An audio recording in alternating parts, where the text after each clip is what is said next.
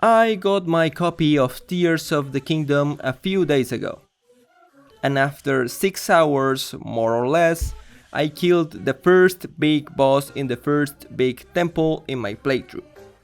I wanted to make a very quick and short video expressing my feelings about my first impressions of Tears of the Kingdom. Being a Zelda fan since the N64 era has been a big adventure, and having played Breath of the Wild for over 400 hours prepared me for this new adventure more than I could imagine. First of all, Tears of the Kingdom is not a DLC at all. Just stepping out to the first new area of the map makes you think and feel that this is a complete new adventure filled with new things to discover. Somehow Nintendo was able to replace the incredible abilities of the first game with even more incredible abilities in this sequel, and it feels natural. You get used to the new abilities very quickly and never feel overwhelmed by the possibilities. Exploration now has a new meaning in this game with the amount of freedom you have. Freedom that was already in Breath of the Wild, but not to this extent.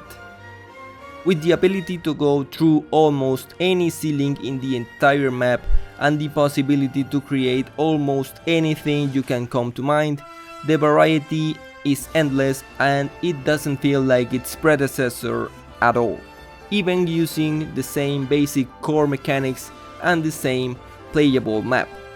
And believe me, the changes in the map are very substantial. I very often find myself struggling to remember the areas of its predecessor. Everything has new things, and with the new abilities everything also feels fresh.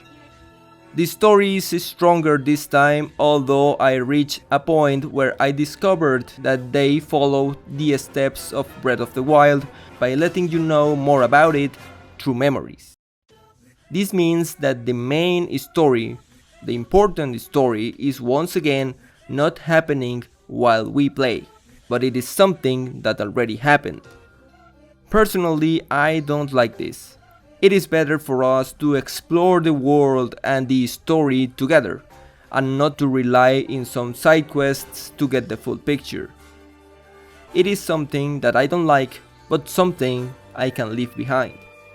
The Koroks return, now with puzzles that use the new abilities of Link, shrines are also back, and many of Breath of the Wild's mechanics return, polished to an extent I didn't think possible.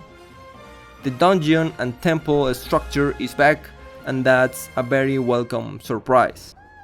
So far I've been enjoying the game to the fullest, but, and it's a big but, if I'm completely honest at this point, I found Resident Evil 4 Remake, for example, more enjoyable overall. I know I've only played a little fragment of this behemoth, but when I was playing Breath of the Wild, by this point I already knew that it was Game of the Year material. Tears of the Kingdom is a great game, and it's probably going to win Game of the Year, but I'm not fully immersed in the story and the characters, and I know that's probably going to change as I keep getting through new challenges. One thing I should say though is that for a game with such a complex mechanic, it works perfectly fine. Yeah, there are some FPS drops now and then, but nothing troublesome. But the Ultra Hand mechanic, I mean, if an indie developer comes out with a game with the same mechanic, the gaming industry will accept some bugs and glitches because it is perfectly fine to mess up with such a complex system. But when a company like Nintendo is creating that system in a big AAA game, the mistakes are not allowed, and that's why it is so impressive to see such a big game working flawlessly with no glitches and bugs in the horizon. For that reason alone, this game deserves Game of the Year. For everything else, I'm not so sure yet. I know it may be difficult to notice the changes between Breath of the Wild and Tears of the Kingdom for some players, but they are indeed very different games with different scopes. I wanted to say that playing this game is like playing Majora's Mask after Ocarina of Time, but the differences between those two are more palpable even knowing that they use basically the same tools and core mechanics. It's not that easy to note those changes in this new generation of games, but both of them are fundamentally different games with very different concepts.